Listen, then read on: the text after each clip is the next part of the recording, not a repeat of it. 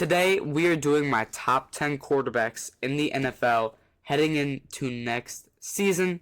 I have a few honorable mentions to get to before we go to the actual top 10. I think I have 3 honorable mentions. Starting off, we have Jared Goff, honorable mention. We also have Dak Prescott as an honorable mention. And finally, the third honorable mention is going to be Brock Purdy. These 3 guys, in my opinion, all have the ability of being top 10 quarterbacks. There's other guys that are not on the list that I also think can very easily be a top 10 guy. But I think these 3 are the closest to being the top 10, but are just not there yet.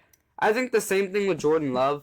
I debated whether or not I should put him in the honorable mentions. I'm going to put him there anyway, but it wasn't his best year last year. So he's like 15, 14 right now for my ranking. Anyway, now it is time for the top 10. At number 10, he's an NFC quarterback in the South. We're going Baker Mayfield on the Buccaneers. He probably had the most underrated 4,000-yard season I've ever seen. For a quarterback, I felt like there was a few people talking about him, but nowhere near the amount of people that I expected to. Especially because he was a big name leaving Cleveland, and he still is a big name in the league. So I'm surprised more people are not talking about his play. But he's been really good in Tampa with 2 different offensive coordinators. There's no reason for me to believe he can't get it done with a 3rd different offensive coordinator. He's going to go at number 10. At the number 9 spot, this might be a hot take. I have Justin Herbert. I say it's a hot take because some people might have him higher, but the guys I have above him have way more playoff success than he does. He's made the playoffs twice, and both times he has played underwhelming, to say the least. He made the playoffs last year, 5 seed. They were expected to win because the Houston team that they were playing was not at full capacity and was just not in their best form, and they still got blown out. Not to mention the choke job that happened in Jacksonville in the playoffs a few years back. I'm not fully blaming Herbert for either of those losses, but throwing 4 picks in a playoff game is not going to win you a Super Bowl. So I still have Herbert as a top 10 guy. He still is a really talented passer. It's just the guys that I have above him that are in his range, I think get more done in the playoffs than he has. So, speaking of, at number 8, we have CJ Stroud. And CJ Stroud is a bit of a weird one. I could have put him at 10. I could have put him even at 6 or 5 if I wanted to. I think 8 is a good spot for him. He had not a great season last year, but 2 of his top 3 receivers got hurt, and Stephon Diggs and Tank Dell. The Texans, they traded Laramie Tunsil this offseason, but drafted some O-line, signed some help for CJ, and so there's no reason for me to believe that he is not going to bounce back. Not to mention, he already has 2 playoff wins, and he's only been in the league for 2 years, 2 division wins. So people are hating on him because he didn't have the greatest year, but I think he still did top 10 level QB play, if you know what I mean. At the number 7 spot, I'm going to go Matthew Stafford, another guy that has had playoff success, won the Super Bowl with LA. I really like where this Rams roster is this year. They got rid of Cooper Kupp, but I think Davante Adams is better than Cooper Kupp. Not to mention Puka Nacua. He's just continuing to rise as a top 10, almost top 5 receiver. I'm not going to go there yet, but for sure top 10. The defense is getting better, and Matthew Stafford is aging really well. Hopefully he doesn't get hurt so he can continue to play like a top 10 guy. But he's been great. Even in his older years, he is putting up good stats. He's playing winning football.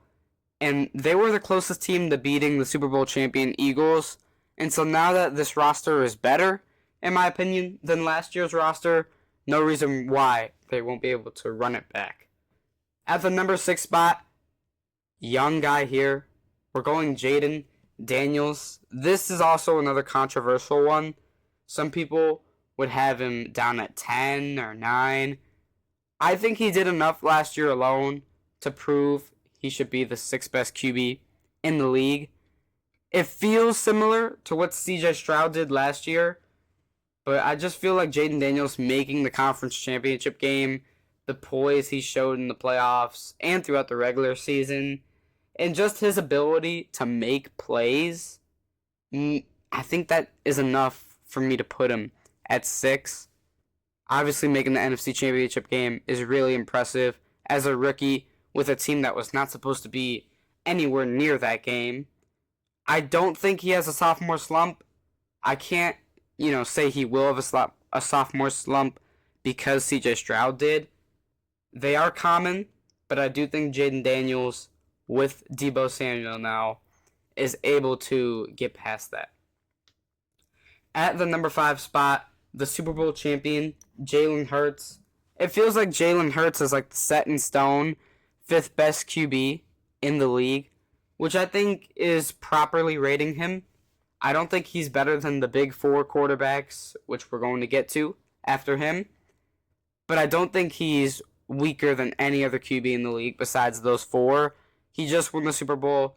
Some people like to hate and say that it's because of the roster. Did the roster help win the Super Bowl? Yes, it did.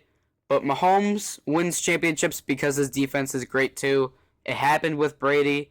You need a good defense to win Super Bowls in this league, so you can't hate on Jalen Hurts because of that. I think he's not the most talented passer in the league, but he did everything he had to last year. Really good runner. Obviously the tush push, the tush push staying around for another year means that they can use it even more. And I just think he's the 5th best QB. I don't think that's a crazy take at all.